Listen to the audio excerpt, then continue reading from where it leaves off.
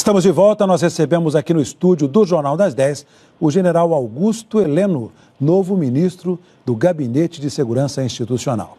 O general Heleno é hoje uma das pessoas mais próximas do presidente Jair Bolsonaro. Participou da elaboração do plano de governo e também auxiliou na interlocução com representantes da sociedade. Comandou a missão de paz das Nações Unidas no Haiti, foi comandante militar da Amazônia e chefiou o Departamento de Ciência e Tecnologia do Exército. Tem 71 anos e está na reserva do Exército desde 2011. Ministro, boa noite. Muito obrigado pela presença do senhor aqui. Boa noite. Boa noite, Geraldo. Um prazer. É sempre uma honra estar enfrentando, entre aspas, essa equipe de jornalistas. Não errei nenhum dado, não, né, ministro? Não, acertou até a minha idade, que não devia ter acertado.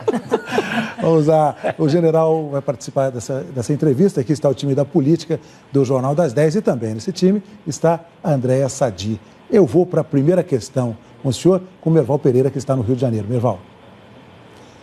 Boa noite a todos, boa noite, ministro. Eu queria retomar um tema que o senhor tratou nos últimos dias. É um tema delicado, mas o senhor tratou com muita objetividade. É a questão da posse de arma. O senhor chegou a comparar a posse de arma a ter um carro. Mas, na minha opinião, o carro não é uma arma. Pode se transformar em uma arma, mas não é uma arma. Agora, o senhor não acha que dar posse de arma para mais pessoas pode vir a ser ter um resultado ao contrário do que o governo pensa, de dar uma segurança aos cidadãos? Merval, esse é um tema muito polêmico. As estatísticas pelo mundo também são estatísticas que às vezes não são homogêneas. Aparecem em alguns lugares resultados positivos, outros lugares até resultados negativos. Mas o que mais interessa no caso é que o objetivo dessa facilidade de ter, não o porte de arma, que é sair com a arma na rua, é ter a posse da arma, é permitir que o cidadão, dentro da sua própria casa, tenha um instrumento de defesa pessoal, da família. E ele sendo preparado para dispor dessa arma, ele pode perfeitamente utilizá-la no momento correto. E eu acho que esse é um direito do cidadão, ele ter um instrumento que possa defendê-lo no caso de alguma invasão no seu domicílio, de alguma situação de emergência, onde ele precise algo além das mãos para se defender. E cito o exemplo do automóvel, porque quando as pessoas falam em arma, imediatamente vem à cabeça as vítimas de um uso mal feito de uma arma. Ora, o automóvel também, se for mal utilizado, se não passar por todas aquelas regulamentações que permitem que você tenha uma carteira de motorista, ele se transforma numa arma.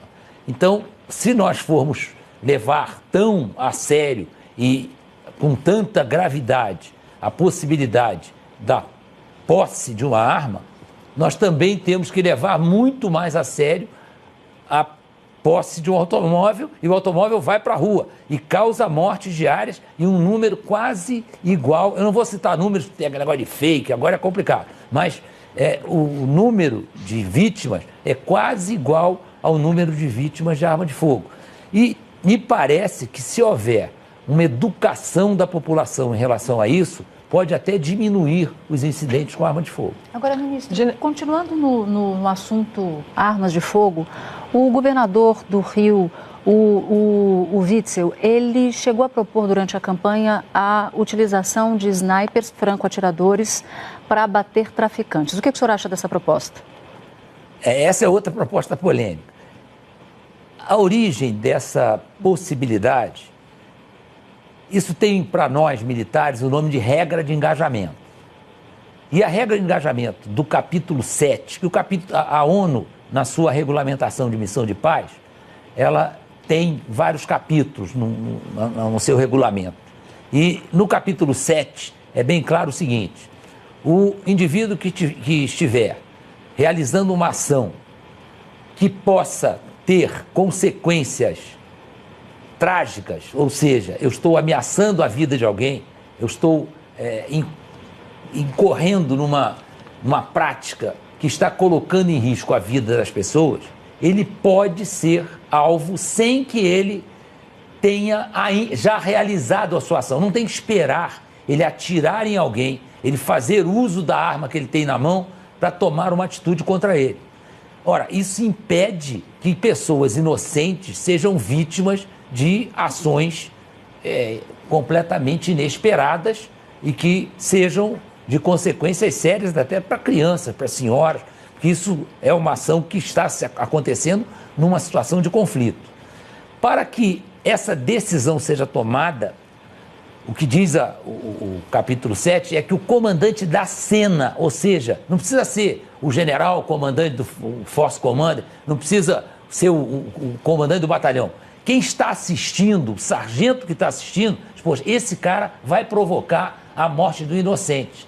Então eu posso, diante de um ato ou intenção hostil, chegar à letalidade. Não é franqueado sair atirando em todo mundo, é essa deturpação que é feita.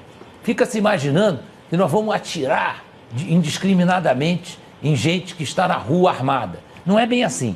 É que há inúmeras situações, no Rio de Janeiro há muitas imagens desse tipo, com gente na rua armada de fuzil, em bailes funk armado. Claro que não vai atirar dentro do baile funk, mas isso chegou a esse extremo, porque foram fazendo concessões a esse tipo de comportamento, sujeitando armado de fuzil na garupa de uma moto, e está tudo muito bem, não acontece nada.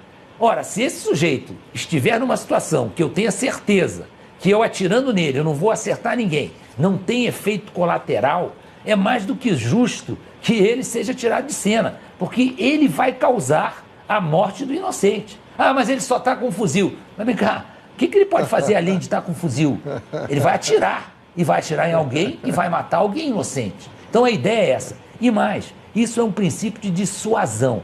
Não vai acontecer isso seguidamente. Se houver ali alguns exemplos, nós temos praticamente certeza que o sujeito vai parar duas vezes para pensar se vai sair armado de fuzil na rua. E poucos países do mundo que têm envolvimento com tráfico de droga têm essa cena. Essa cena foi por uma questão de tolerância nossa, uma defesa equivocada de direitos humanos, que foi levando a esse extremo que nós temos hoje no Rio de Janeiro, gente armada de fuzil no meio da rua, sambando, debochando da força legal.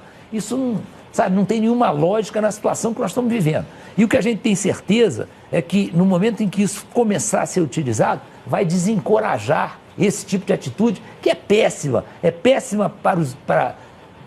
como demonstração de fraqueza da polícia, é péssimo para as pessoas inocentes que são obrigadas a transitar, é péssimo como imagem do país. Isso tem que ter uma solução. Não podemos aceitar isso passivamente. General, eu queria pegar um pouco a pasta do senhor. O senhor vai assumir o Gabinete de Segurança Institucional e queria pegar o fato do dia.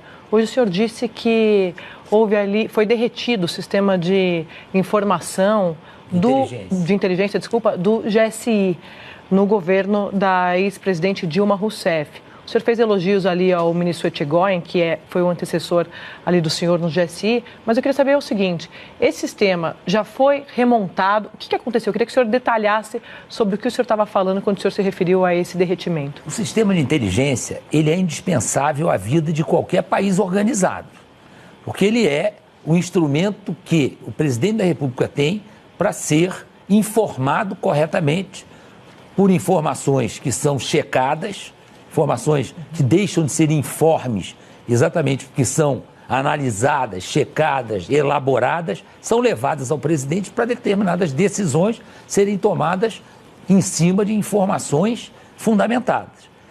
A construção desse sistema de inteligência levou muito tempo. O general Félix trabalhou muito nisso, o general Fernando Cardoso trabalhou muito, o general Elito trabalhou muito. De repente, o presidente resolveu extinguir o GSI. Então, de um momento para outro, a cabeça do sistema de inteligência foi desmontada. E não tem sistema que consiga ficar montado. É um Lego, né? Você imagina um Lego, o sujeito tira as pernas do Lego, desmonta o Lego que você levou Mas 3 o que ela fez exatamente que o senhor avalia? Ela acabou com o GSI. Ela extinguiu o GSI e ficou exclusivamente com a Casa Militar, que funciona com a segurança do presidente e as viagens. Mas a parte da inteligência sofreu um abalo muito sério. E inteligência é uma coisa que exige continuidade, exige conhecimento, inclusive os relacionamentos de inteligência. Isso, quem é especialista na área, sabe que esses relacionamentos são pessoais. Eles são pessoais e intransferíveis. Mas o ministro Tchegoin conseguiu remontar um pouco Sim, isso? Qual que é o plano do senhor para isso? fez um trabalho excepcional. E hoje eu estou recebendo um serviço de inteligência renovado, remoçado, muito bem aparelhado, né, modernizado. E eu dou graças a Deus a isso, porque é muito necessária a estrutura do presidente da República ter um sistema de inteligência confiável. E o foco dessa inteligência vai ser qual? Desculpa, Cris, só para concluir. O foco da inteligência do GSI no governo Bolsonaro vai ser qual? Não, a inteligência ela não tem, a gente não pode dizer que tem um foco determinado. Ela é extremamente dinâmica, de acordo com os acontecimentos. Por exemplo, greve dos caminhoneiros foi foco da inteligência durante um mês, né? De repente, a intervenção no Rio de Janeiro, foco da inteligência durante o tempo em que a intervenção estava se preparando para atuar com maior desenvoltura. Então, a inteligência é extremamente flexível, ela vai buscar o que for mais importante naquela época, naquela situação, para levar as informações para quem interessa. Eu queria perguntar exatamente sobre esse assunto, que tipo de informação faltou nesse período do desmonte, do derretimento do serviço de inteligência, porque combate à corrupção, combate ao narcotráfico, ao contrabando, que tipo de informação que o país deixou de ter, que o governo da época deixou de ter e que ficou um vazio? Olha, eu acho que é tanta coisa, Cris, que... Porque teve crise penitenciária, teve muita coisa. É tanta coisa que o governo caiu, né? Então, é muita coisa, né? Não é pouca coisa. O governo caiu. Então, a falta de inteligência pode levar a esse extremo. Então, as coisas que poderiam ter sido evitadas, até desvio de recursos, até coisas que não são, parecem não ser especificamente de inteligência, elas acabam sendo, essas informações são obtidas e são levadas na sua verdadeira grandeza para a autoridade cliente do sistema. General Heleno, o senhor também, de alguma forma, a gente viu, inclusive nessa posse, um novo padrão de segurança em relação ao presidente da República. De fato, isso justifica, ele sofreu um gravíssimo atentado, tem que ter um cuidado, mas o rigor, muitas pessoas questionaram, inclusive, um rigor excessivo, que acabou, inclusive, afastando o público, o próprio simpatizante do presidente Bolsonaro da própria posse do presidente Bolsonaro. Aí eu lhe pergunto, esse vai ser o padrão? Por exemplo, teve inclusive rigor excessivo também, muito forte com a imprensa. Esse vai ser o padrão de agora em diante em relação à segurança do Palácio Planalto, a segurança do presidente?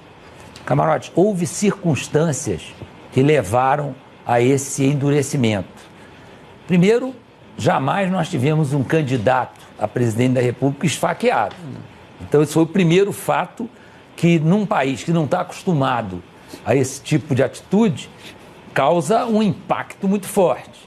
Os próprios órgãos de inteligência foram tremendamente afetados por uma nova realidade. Quer dizer, o presidente está realmente correndo risco. Não é correndo...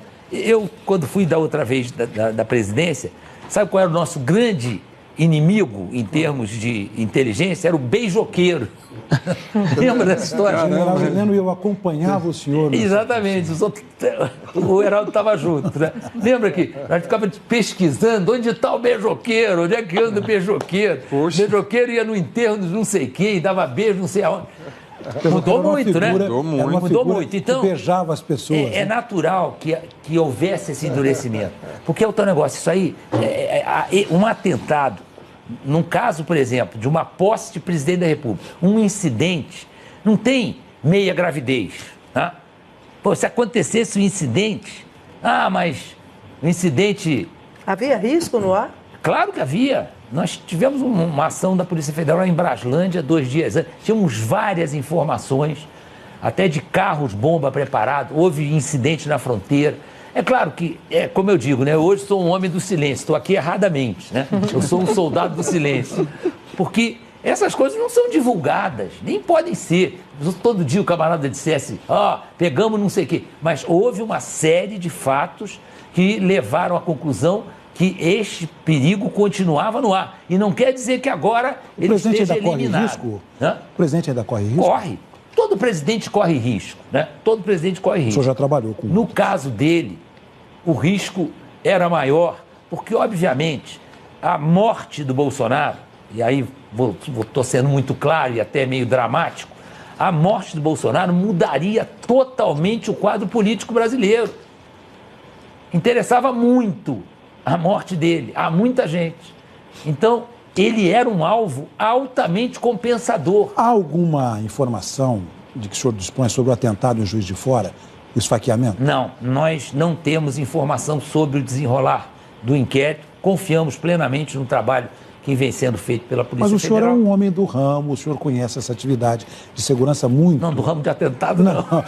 Da atividade de segurança, ministro. O senhor, o que o senhor intui? Olha, é difícil acreditar que ele tenha agido sozinho. Aliás, a ação solitária pode até ser verdadeira, mas que não houvesse nada por trás daquilo ali, é difícil. Aí eu estou falando como um cidadão normal, não estou nem falando como especialista inteligente. Eu acredito que qualquer pesquisa vai levar à conclusão que 90% da população acredita que existia alguma coisa por trás daquela atitude. General Heleno, o senhor fala de muita gente interessada na morte do presidente Bolsonaro. Eu vi gente, inclusive, da própria equipe de transição na época, falando a preocupação em relação ao crime organizado. Muita gente seria isso, crime organizado? Não, eu não falei isso, muita gente. Tá. Tinha gente interessada. Não acredito em muita gente, porque eu acredito no ser humano. Eu não posso ainda... ter esse diagnóstico, muita gente interessada. Mas seria crime organizado? Pode ser também. Pode General. ser também. Porque diante de uma série de medidas que estão sendo anunciadas, né, há um receio de que isso desmonte um pouco essa situação nossa de crime organizado, que é grave. Estamos vivendo uma situação grave. General, tinha uma expectativa durante o governo de transição, na verdade uma discussão, se teria um reforço da equipe de segurança do presidente também em relação aos familiares dele. Ele tem 2 filhos ali no Congresso, na Câmara, no Senado. Queria que o senhor falasse um pouco sobre, como a gente está no assunto de segurança, sobre essa segurança da família presidencial, principalmente em relação aos filhos e também do presidente, se vai ter esse reforço por conta dessa situação que o senhor expôs. Esse é um direito legal. Hoje, o GSI, em termos de segurança, ele está muito bem montado, aparelhado, treinado. Valia a pena até vocês conhecerem, fazerem uma reportagem sobre como funciona. Nada é amador, né? É um serviço altamente profissional. Então, se nós precisarmos de reforço, é muito mais por ter mais gente com direito à segurança do que para melhorar um instrumento de segurança. Então, pode ser que a gente precise um efetivo maior para fazer face. Não tinha vice-presidente, agora, recentemente, não tinha vice-presidente.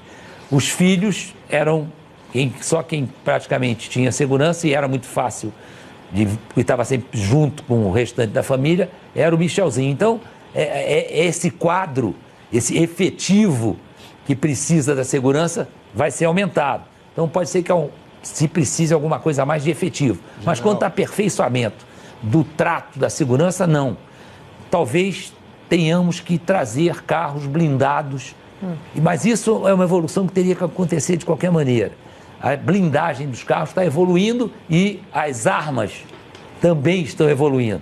Então, tem blindagens que não fazem face a um fuzil, por exemplo, 762, né? Então, uma arma .50, mais difícil ainda. Aí traria blindado.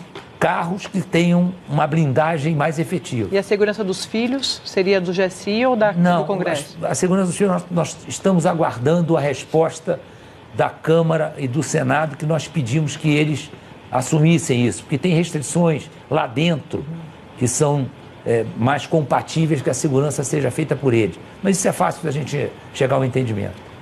General, eu queria voltar não, porque nós estamos nesse assunto de segurança, né? Mas eu queria aproveitar a sua experiência na missão de paz do Haiti. Nós estamos falando sobre questão de porte de arma, posse de arma e sniper contra traficantes. Eu entendo perfeitamente, eu moro no Rio de Janeiro, eu sei o que acontece e às vezes você não consegue sair na rua à noite, 2 quadras, com medo de ser assaltado.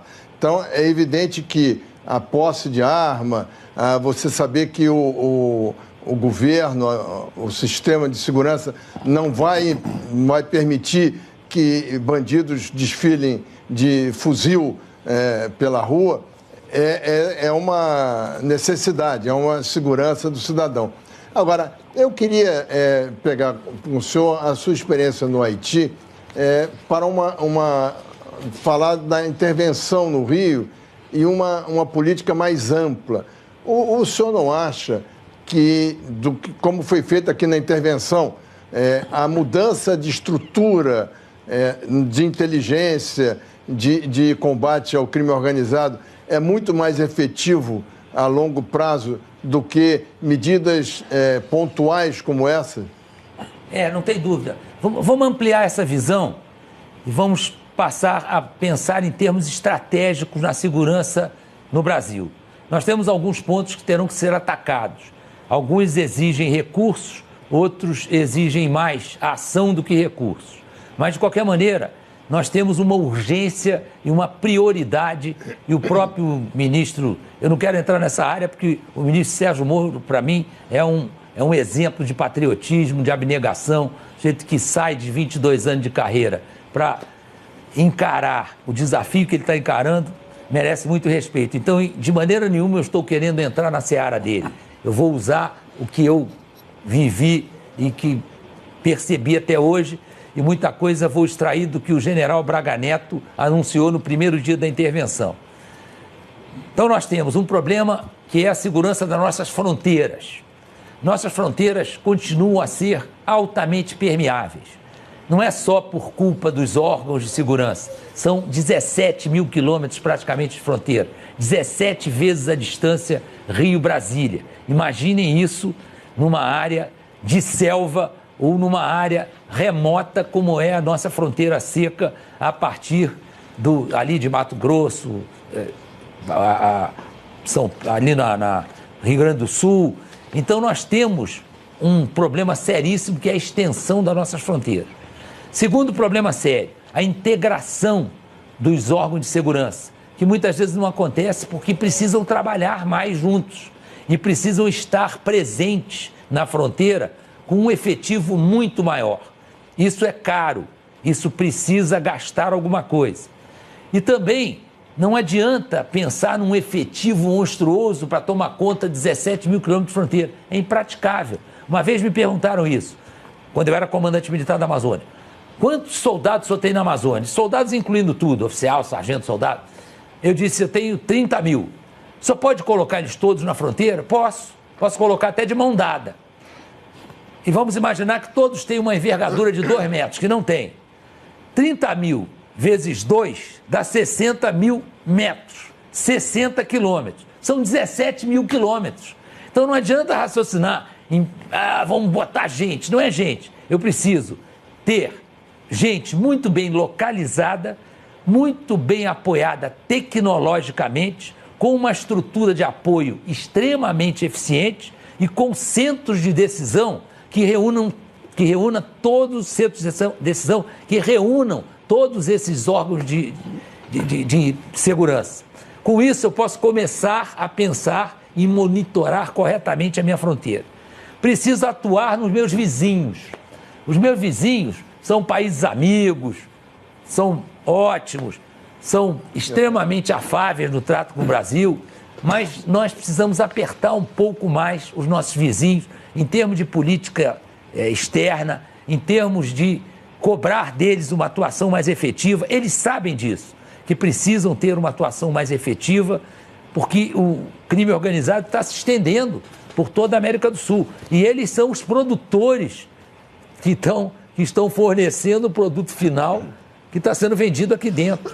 Hoje nós somos o maior consumidor de crack do mundo, o segundo de cocaína, o maior local de passagem de droga do mundo. Então, são títulos que não são nada invejáveis. Terceiro ponto, nós temos que humanizar o nosso sistema penitenciário. Nós não podemos continuar a ter um sistema penitenciário que é um curso de pós-graduação, doutorado, mestrado em criminalidade.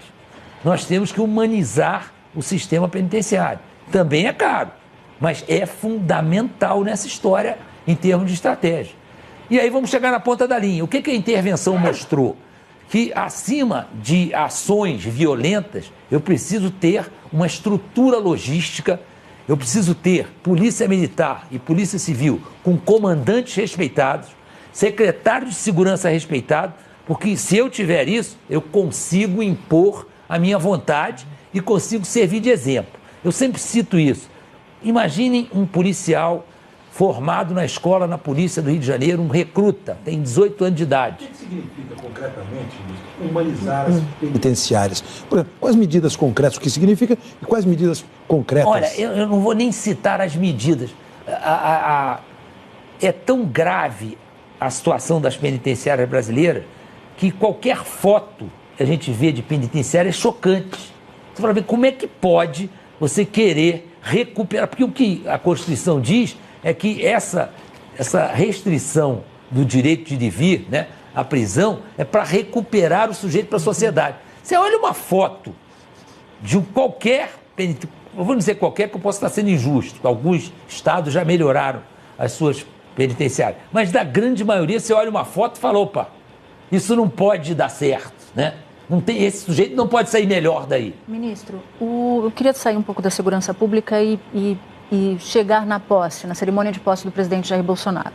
Ontem ele disse que ele prometeu no discurso de posse no parlatório libertar o Brasil do socialismo e do politicamente correto. Em primeiro lugar, o que o senhor acha que ele quis dizer com essas duas declarações e se o senhor acha que a gente vive num regime socialista?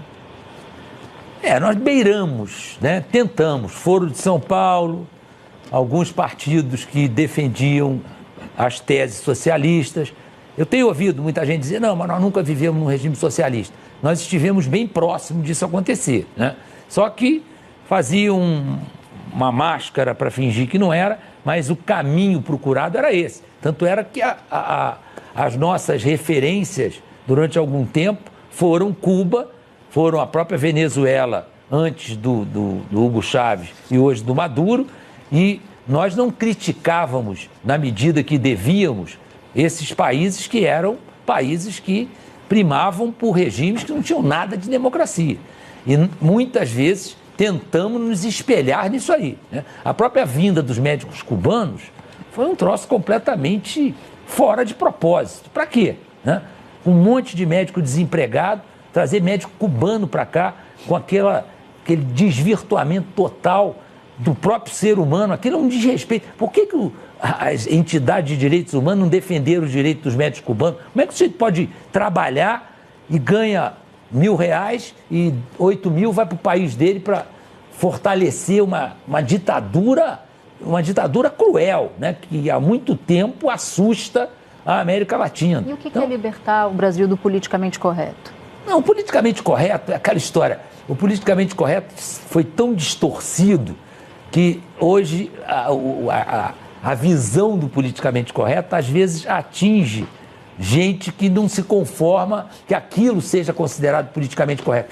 Dá para escrever 3 volumes sobre o politicamente correto e o que deve ser aproveitado do politicamente correto. Exemplo, o senhor citaria algum exemplo?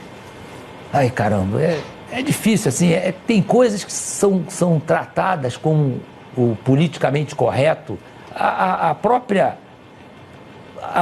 ausência de preconceito, né? O preconceito é terrível. Agora, a provocação em cima do preconceito também é alguma coisa que não é produtivo, não leva a nada, né? Então, eu vou citar um exemplo aqui que eu posso até estar cometendo um exagero, mas, por exemplo, já vi acontecer, você vai num shopping, tem um casal, né? E eles resolvem dar um show de carícias e abraços, não sei o quê. Aquilo é politicamente correto, é politicamente incorreto, é uma provocação. Então, eu acho que esses limites vão ser devidamente restabelecidos. Houve um excesso de busca de justificar tudo como sendo politicamente correto, coisas que, na verdade, são politicamente incorretas, que não acrescentaram nada na sociedade. General Heleno.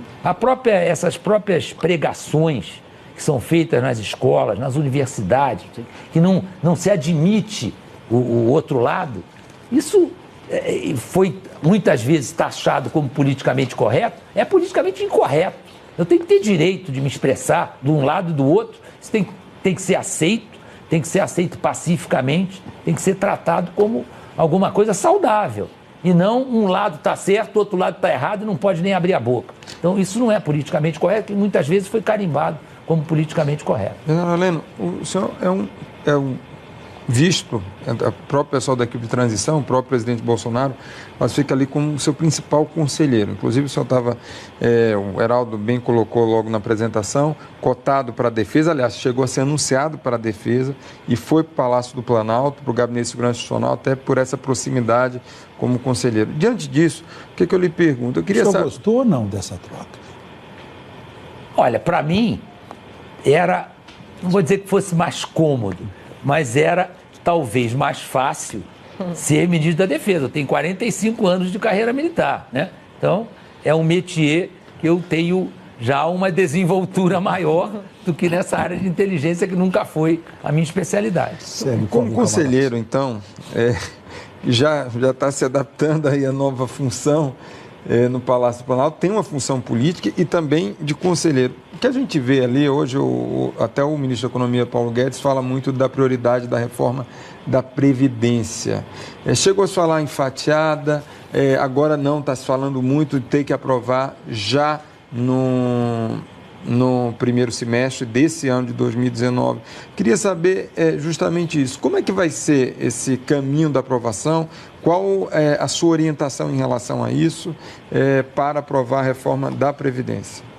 Camarote, eu não tenho a pretensão de ser conselheiro, não, viu? Não tenho mesmo, sabe? Mas no fundo do coração. É, né? Não sou. O que acontece é que, até por respeito e pelo tempo que nós temos de convivência, eu e Bolsonaro, e acompanhei todos os episódios da carreira dele. São quantos anos de convivência? Desde 1977. Então é muita coisa. E eu sempre tive um relacionamento muito bom com ele. O senhor chegou a ser instrutor dele? Cheguei a ser instrutor dele, não diretamente, porque ele era de artilharia, eu era instrutor de cavalaria. Mas tinha uma proximidade por causa da equipe de pentatlo militar. Então, eu sempre... E depois, quando ele foi ser deputado... Ele era um bom aluno? Bom aluno, ele era bom aluno. Era um cadete muito bom. Ele era muito bom atleta. Era respeitado pelos companheiros. Mas o negócio dele é futebol, do senhor é vôlei. Não, ele era pentatleta. Ele fazia pentatlo militar, que não dá para explicar aqui agora, que são 5 provas, muito complicado. Mas ele ouve Outro dia muito veio aqui só para falar. né, general? Hã? Ele ouve muito o senhor. Não, mas por isso. O senhor faz a cabeça do presidente? Não faço cabeça de Deus me livre. Não bota isso na minha conta, não. Mas quando o senhor aconselha o presidente, por exemplo, a levar o presidente a desmentir algo nas redes sociais, que saiu na imprensa, ele imediatamente topa. Por exemplo, quando saiu que a primeira-dama queria tirar alguns objetos religiosos lá do Alvorada, o que eu apurei é que o senhor telefonou para ele e pediu para ele desmentir. Não pedi, não. Eu perguntei. E ele foi diretamente às redes sociais. Não, ele falou, não é verdade. Mas ele desmentiu. Eu falei, eu vou desmentir. E aproveitei, até não falei durante a entrevista sobre a posse, esperei terminar, reuni os jornalistas que estavam ali e falei, isso é mentira. A dona Michele não pediu para tirar nada de lá, isso é história, né? Não aconteceu. Sobre Previdência, a sua avaliação tem que ser fatiada, o governo tem fôlego para aprovar de forma fatiada, ou não deve ser aprovada de uma única vez, aproveitar a lua de mel, digamos assim, do presidente Jair Bolsonaro com a população? Olha, o presidente Jair Bolsonaro é um fenômeno político. Ninguém tem dúvida disso, né? Mesmo quem não gosta dele, tem que reconhecer que um sujeito que enfrentou o que ele enfrentou, uma campanha de 4 anos só apanhando, consegue ser eleito, ele é um fenômeno político. E não é de graça. Ele tem uma sensibilidade muito grande para determinadas coisas, né? Principalmente esses assuntos mais delicados da política. A Previdência é uma que eu tenho ouvido dele, não é conselho meu. Ele tem dito, olha, eu prefiro tentar a aprovação de algo que nós tenhamos condições de brigar para ser aprovado, do que tentar uma reforma da Previdência perfeita, que eu sei que não vai passar. E quando ele fala, sei que não vai passar, ele tem certeza que não vai passar e pode escrever que não vai passar. Então é o fatiamento. Hã? Então é o fatiamento. Ele não fala em fatiamento, ele diz, vamos fazer, vamos propor uma reforma factível, alguma coisa que tenha a chance de passar. E mesmo assim, vai ter que ter poder de convencimento para poder passar. Em que tempo, prazo? O mais rápido possível. Também é outra coisa que ele sabe que tem que acontecer a curto prazo. O Camarote falou desculpe interromper, ministro, o Camarote falou em lua de mel. Quanto tempo o governo acha que vai durar a lua de mel? Vocês estão preparados para que janela de tempo dessa lua de mel? Olha, não tem assim uma janela de tempo. A gente espera que os acontecimentos paralelos, que não são os acontecimentos de dentro do Congresso. Nós temos visto tanta coisa errada nessa época que nós ficamos trabalhando em cima disso. Falam em programa de governo, eu sempre disse que eu não acredito em programa de governo sem que os ministros estejam nomeados. Aquilo é protocolo de intenção, é um levantamento de dados. Por que nenhum ministro com conhecimento de causa recebe uma bula de remédios, só vai fazer isso aqui, né? Não vai. Depois que ele é nomeado, ele vai... O que vocês sabem? Tem 2.000 obras inacabadas. É verdade, o Brasil tem mais. Isso é um cálculozinho muito modesto. 2.000 obras inacabadas, né? Então, é lógico que o ministro da Infraestrutura vai montar um esquema para que aquilo seja atacado, né? A mesma coisa é a parte de saúde, né? Vem cá, o que pode ser feito de imediato para a saúde? Tem tanta coisa errada que se o que está se pensando acontecer num prazo curto, num prazo em que a população sinta realmente as coisas estão mudando, essa lua de mel pode durar mais. Qual a contribuição que a área militar vai dar para a reforma da Previdência? Não há muita coisa para dar contribuição, porque a nossa situação é muito especial. A nossa situação, ela é de uma carreira que não tem nenhuma dos benefícios, não tem nenhum dos benefícios. Filhas de militares. Isso não existe mais. Isso não tem mais, isso foi excluído. A última vez que mexeram em salários de militar, acabou essa história de filha de militar ter pensão. Eles continuam falando, mas isso não existe. Ministro, queria mudar um pouquinho de assunto. Hoje o ministro de Minas e Energia falou na privatização da Eletrobras. É um assunto que virou controverso no governo porque o próprio presidente tinha dito que achava melhor não. Essa é a posição do governo? É passível de mudança ou a privatização da Eletrobras vai acontecer? A privatização já foi caracterizada pelo próprio Dr. Paulo Guedes como sendo algo muito importante na recuperação das contas públicas. É uma fonte de recursos que ele não pode abrir mão, né? Privatizar essa ou aquela empresa vai precisar de um estudo mais profundo. Eu estou falando especificamente da Eletrobras. Eu não sei te falar, eu hoje não ouvi nada sobre a Eletrobras. Essas coisas evoluem, porque exatamente essas equipes estão estudando vantagens e desvantagens, aonde que isso pode acarretar problemas. Logicamente, essa área de energia é uma área estratégica, então isso eu não posso, o que eu disser aqui, eu vou estar cometendo uma leviandade que eu não conheço. Eu queria fazer uma pergunta para o senhor, mudando um pouco de assunto, sobre o caso do COAF, do Fabrício Queiroz, o ex-motorista do Flávio Bolsonaro. A gente viu algumas explicações que ele deu no final do ano sobre a movimentação atípica detectada pelo COAF. Eu queria saber do senhor o seguinte, essas explicações que ele deu são suficientes? Elas arranham a imagem do governo que fez uma campanha, como a gente sabe, bem sucedida de combate à corrupção e é um dos motes do governo agora. Eu queria ouvir do senhor se o senhor acha que essas explicações foram convincentes. Olha, eu ouvi do presidente que ele não é investigado, e não tem nenhum medo do que apareceu, né? O próprio Flávio já disse que ele não tem preocupação com o desfecho disso aí. Então, o ator principal continua sendo esperada a manifestação dele com alguma coisa mais consistente. Eu não achei a manifestação dele absolutamente consistente. Pode ser aquilo? Pode. Em que ponto que o senhor considerou inconsistente a explicação porque dele? Não, é o tal negócio, essas coisas, o que quem está de fora espera? Uma declaração, ó, tá aqui o recibo de não sei o quê, tá aqui. Provas. Né? Ou seja, o senhor... Provas, né? Alguma coisa aprovada. Porque a explicação que ele dá é que teve uma movimentação atípica, que foi, ele confirma, mas ele disse que é um homem de negócios, que mexe com carros, compra e venda de carros. Isso justifica essa movimentação atípica, que é uma movimentação significativa até para o salário dele? Não sei, eu já vi muita gente vendendo carro ficar rico. Já vi muita gente vendendo carro ficar pobre. Então, ele deu uma explicação, mas ele sabe que ainda precisa acrescentar alguma coisa nisso aí. Mas o presidente se convenceu nessas conversas que o senhor tem com Não, ele? o presidente não tem comentado sobre esse assunto. Eu nunca mais ouvi ele comentar. Ele, desde o início, disse, olha, eu não sou investigado, eu tenho certeza que não tem nada a ver com o meu nome, eu não tenho participação nessa história, vamos aguardar a explicação de quem... General, o Merval quer fazer uma pergunta ao senhor. Pois não. Eu queria mudar um pouco de assunto, falar sobre o fenômeno político Bolsonaro, que o senhor acabou de falar. Ele é um presidente improvável, né? Porque era um deputado do baixo clero, que ninguém imaginava que fosse chegar onde chegou.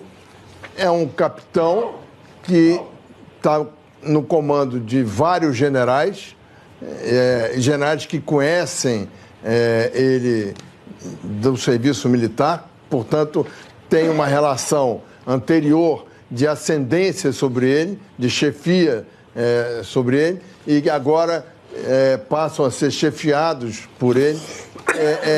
A presença de muitos militares no Ministério e no primeiro escalão. Eu queria saber do senhor como é que os militares veem todas essas situações e como é que os militares reagem ao estranhamento de que existam muitos generais, muitos militares no Ministério e no primeiro e segundo escalão do governo Bolsonaro. Eu também tenho sido muito enfático nisso aí. Eu acho que o Brasil despertou para um fato que é quase que histórico e que o regime militar acabou fazendo com que o Brasil esquecesse o que gasta na formação dos seus militares. Eu, por exemplo, estudei 20 anos. Dentro dos meus 45 anos de serviço, 20 anos eu passei estudando. E isso foi pago com dinheiro público. Estudando, conhecendo o Brasil, estudando estratégia, estudando problemas brasileiros, buscando solução quando eu era comandante para alguns desses problemas. Então, não aproveitar esse investimento era uma grande incoerência. Num país onde a educação é sofrível, onde sabidamente o regime, o sistema militar de educação, eu posso dizer, vou até usar um adjetivo pesado, mas eu convido que vão conhecer as universidades militares, né? É um sistema, perante o restante do Brasil, um sistema de ensino primoroso. Primoroso. Então, esse sistema não estava sendo aproveitado. Então, usar os militares em funções que eles têm experiência, e não são tantos, está chamando atenção porque, de repente, começaram a aparecer coronéis, generais, em funções, mas são pessoas habilitadas que o Brasil investiu neles e pode se aproveitar desse investimento. Então, eu acho que isso é muito importante ser percebido pela nação brasileira. Não muda nada nas forças. As três forças, Marinha, Exército e a Força Aérea, elas não estão envolvidas politicamente em nada. Elas continuam a ter o papel que vem tendo desde 1985. Estão lá para resolver os problemas da área militar quando forem convocadas constitucionalmente, fazer o melhor possível para cumprir a sua missão e não querem nenhuma participação política no Brasil. Vão continuar a ter a discrição e a participação absolutamente constitucional que vem tendo até agora. Esse foi o ensinamento que nós tivemos. Isso hoje é inegociável. Senhor Heleno, eu queria falar com o senhor sobre questão constitucional, o respeito à Constituição, o respeito aos princípios constitucionais e o respeito ao Estado democrático de direito. Qual é a avaliação do senhor diante do posto que o senhor ocupa e diante do governo e da nossa Constituição? Eu acho que isso tem sido colocado de forma indiscutível. Os próprios discursos do Bolsonaro, tanto da posse quanto do parlatório, fizeram questão de novamente frisar que o regime é absolutamente apegado aos princípios constitucionais, né? Nós mesmos, todos nós sabemos que há aspectos da Constituição que merecem ser modificados, mas tem instrumentos legais para fazer isso, né? E são esses instrumentos legais que, se necessário, vão ser utilizados. Nenhuma outra solução fora da democracia e fora da Constituição pode ser sequer aventada. Nós já chegamos à conclusão que este não é o caminho para nenhum país do mundo. General, eu queria falar um pouco, senhor, sobre a FUNAI. O senhor acompanha bastante a questão indígena e a gente já falou algumas vezes sobre a questão da demarcação. Qual é, de fato, o plano, o projeto do governo Bolsonaro para as demarcações indígenas e também sobre o lugar da FUNAI dentro do governo, sobre em qual guarda-chuva ela vai ficar? A FUNAI agora, ela foi colocada com a ministra de Direitos Humanos. E a demarcação de terras vai sair da mão da FUNAI, a demarcação de terras indígenas. O que acontece com a política indigenista do Brasil? Nós, ao longo dos anos, fomos colocando na cabeça que o importante para caracterizar uma política indigenista independente e construtiva para o índio era distribuir terra. Eu vivi o problema. Eu cheguei na Amazônia, com 2 dias na Amazônia, eu fui visitar 2 comunidades indígenas lá no norte, noroeste de Roraima, bem naquela orelhinha de Roraima, por uma denúncia do senador na época, senador Mozarildo Cavalcante, de invasão de espaço aéreo brasileiro. E o comandante do comandante militar da base aéreo lá, do Comar, né, Comando Aéreo Regional, era meu colega de colégio militar. Eu tinha acabado de chegar e ele falou: Heleno, vamos lá em Caramandatá e Chitei para ver o que está acontecendo, se tem invasão. Fomos lá. Eu não vou entrar em muito detalhe porque não dá tempo. Uma dessas etnias, agora não pode mais falar tribo, que é politicamente incorreto, então esse é um dos exemplos de politicamente incorreto. Então, o politicamente incorreto falar etnia, então, vai falar tribo. Então, essas 2 etnias, uma delas tinha até 2 freiras lá que apoiavam em termos de saúde. A outra, cheguei lá, tentei falar com o Tuxaua lá, o Murubixaba, o cacique, e não consegui falar. Ele só falava inglês. Aí o sujeito quer me convencer que nessa terra indígena onde vive essa etnia, o Brasil está perfeitamente defendido. Olha, isso aí só pode falar quem está falando disso aqui na mesinha do bar, tomando um uísquezinho de 18 anos para não cometer pedofilia, né? Então, o camarada está tomando uísque, ele acha que a política indigenista está maravilhosa porque o índio tem terra. Na verdade, além disso, eu visitei quase 200 comunidades indígenas na Amazônia. Invariavelmente, primeira pergunta do chefe: general, quando é que eu vou ter luz elétrica? Essa história de que a preservação das tradições, da cultura, daquelas histórias dos índios, do pajé, só acontecerão se esses índios estiverem protegidos pela FUNAI, isso é uma mentira, porque a FUNAI não faz com que esse índio se sinta um cidadão brasileiro. E a demarcação de terras que aconteceu no Brasil, muitas delas foram em cima de laudos fraudulentos. A maior parte demarcada em cima de terra na fronteira, riquíssimas em minério. Pior, terras que hoje, emendadas, formam territórios que podem perfeitamente, diante desse documento, que eu sempre disse que era um documento espúrio, documento de lesa pátria, que é a Declaração de Direitos dos Povos Indígenas, que diz que o índio tem autonomia, que pode escolher sua forma de governo, não sei o quê. Se amanhã essa extensão de terra, um exemplo típico é o Yanomami, né? A extensão de terra em Yanomami é enorme, começa em Roraima e vai até a Cabeça do Cachorro lá no Amazonas. Se amanhã uma ONG dessas internacional resolver abraçar a causa de que o Yanomami deve ser independente, cria uma bandeira, cria um hino, já tem um território, vai na ONU e pede à ONU o reconhecimento da independência. Você perde um pedação do Brasil. E se você dissesse assim, mas esses índios vivem muito bem. Os índios da Cabeça do Cachorro, acima da cachoeira de Uaupés, que é o Alto Rio Negro, passam literalmente fome. Tem um documentário do Fachel excelente, mostrando os índios morrendo de inanição, morrendo por não ter remédio para cuidar da doença, e não conseguem pescar porque não tem peixe. O pH do Rio Negro, acima de Uaupés, não permite ter peixe. E a gente aceita isso passivamente. Isso é um assinte aos direitos humanos que tanto falam. Então, o índio quer ser um cidadão.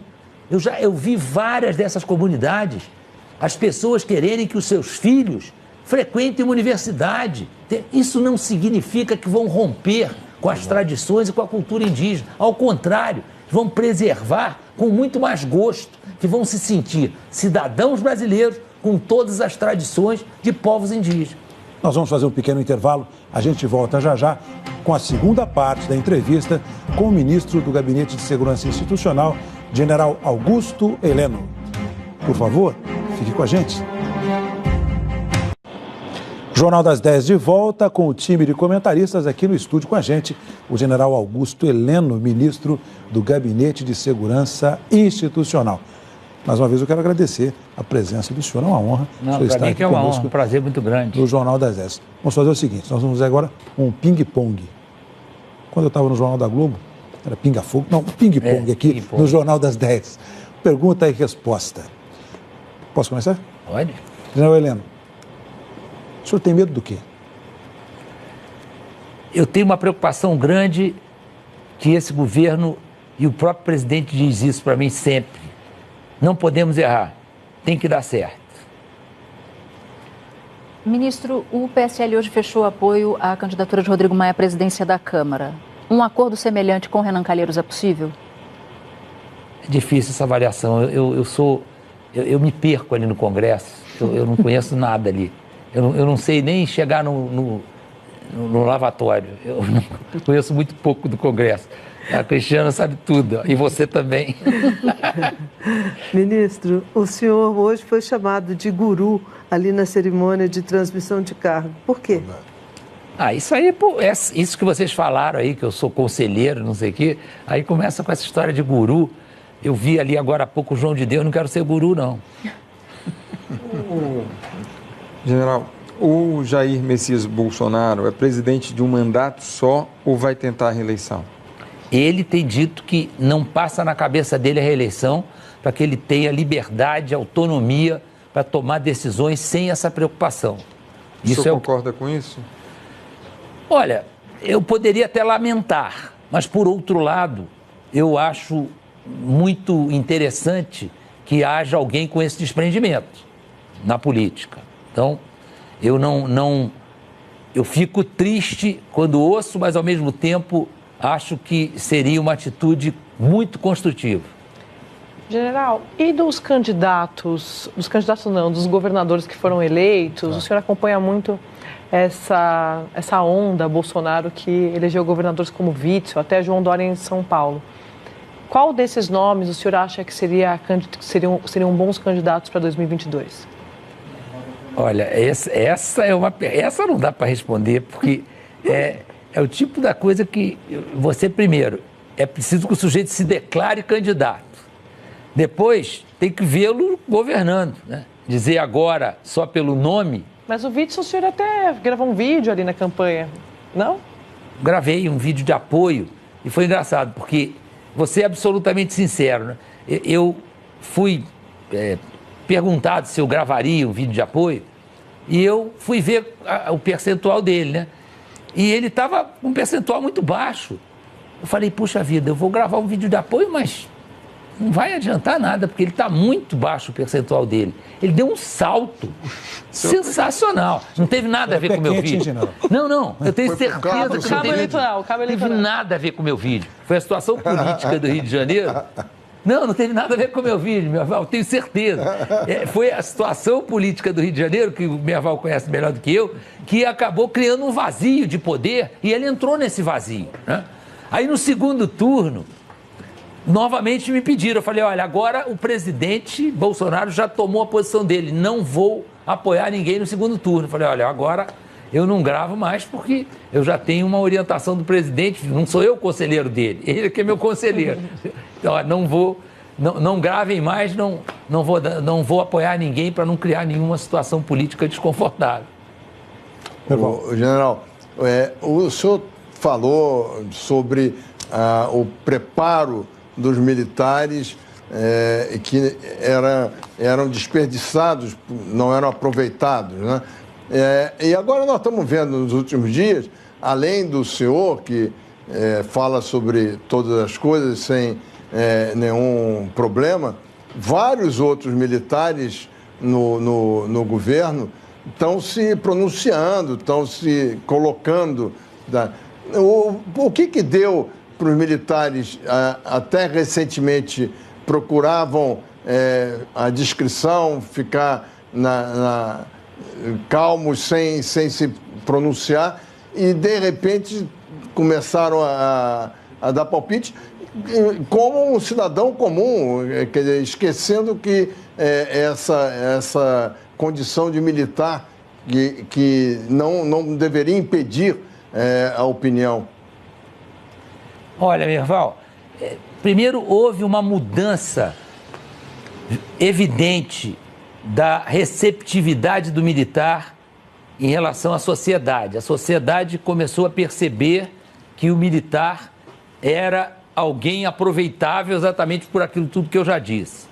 Outra coisa que eu considero fundamental é que nós percebemos uma situação no Brasil de uma calamidade tão grande que nós chegamos à conclusão que esse efeito Bolsonaro poderia também nos sugar, né, nos aspirar para essa nova posição. E uma coisa que hoje eu fiquei muito satisfeito, o próprio presidente falou, o general Vilas Boas já falou, e eu falei em quase todas as palestras que eu fiz até hoje, nunca recebi nada por palestra. O dia que tivesse que receber, eu tenho certeza que não iam pagar, mas eu nunca recebi nada. Mas eu sempre, nas minhas palestras, falava, não gosto da palavra sociedade civil, sociedade militar. Eu acho isso aí uma incoerência total. Não existe isso. Tem sociólogos que justificam isso aí, mas isso não existe. Nós somos cidadãos brasileiros comuns, não tem nada de sociedade militar, sociedade civil. Nós somos uma sociedade única, nós somos integrantes dessa sociedade, temos direito a votar, pagar imposto, ter todos os direitos, todos os deveres do cidadão. Então, não vejo por que essa separação. E acho que essa participação nossa agora vai neutralizar um pouco esse estigma aí de sociedade militar e sociedade civil. Eu faço muito votos que isso aconteça e vou ficar muito feliz se isso acontecer. Eu não faço parte de sociedade militar. Eu sou da sociedade brasileira. Sou tentado a perguntar uma pergunta rápida, ping-pong, corrupção, diagnóstico, projeção. Bom, corrupção é um câncer, né? Que se propaga muito rapidamente, tem cura, né? É preciso que a gente tenha esperança de ter cura, porque realmente tem, é preciso educação, é preciso cultivar valores, é preciso mostrar aos jovens que não é esse o caminho, e nós temos uma grande chance agora de romper esse ciclo. Claro, ser completamente imune é impossível, mas diminuir bastante a incidência disso no nosso dia a dia, eu acho que isso vai acontecer. Depende principalmente de exemplo. Ministro, eu gostaria muito de agradecer a presença do senhor aqui no Jornal das 10. Muito obrigado pela participação do senhor, pelas palavras. Eu que agradeço a oportunidade. Obrigado aí. Essa equipe aqui é um selecionado forte, né? É um timaço de futebol de salão, 5, né? Se bobear, ainda tem um monte de reserva muito bom. Não 5, não 6. Ainda tem o Merval, que é o técnico. Esqueceram de mim. Não, esqueceram, você é o técnico. Você é o estrategista, fica no banco aí. Muito obrigado, ministro, pela participação do senhor. Eu gostaria também de agradecer aos meus colegas, André, Camarote, Cristiana, Natuza e o Merval. Muito obrigado pelas participações de vocês. Hein? Essa edição especial do Jornal das 10 fica por aqui. Amanhã nós vamos receber a ministra da Mulher, da Família e dos Direitos Humanos, Damares Alves. A seguir, você fica com a edição da meia-noite do Jornal da Globo News. Muito obrigado pela sua companhia, muito obrigado pela sua audiência. Boa noite e até amanhã.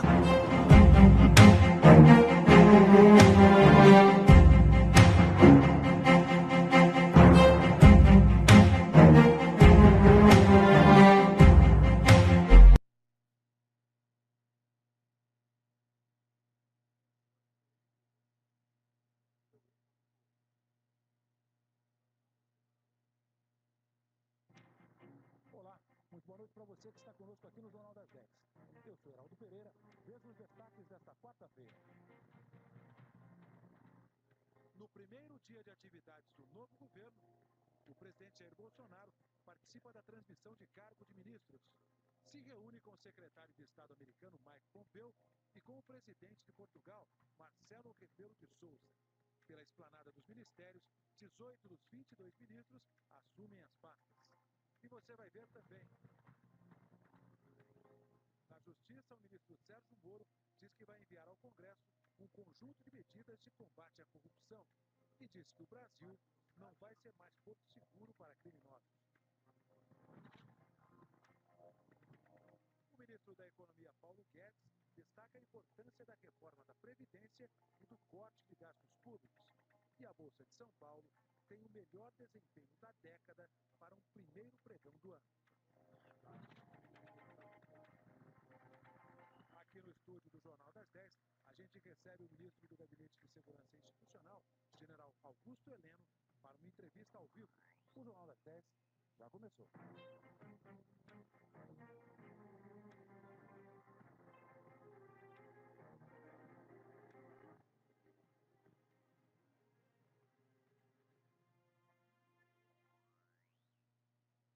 No primeiro dia de governo, o presidente Jair Bolsonaro participou da transmissão de cargos de novos ministros e se encontrou com o secretário de Estado americano Mike Pompeo.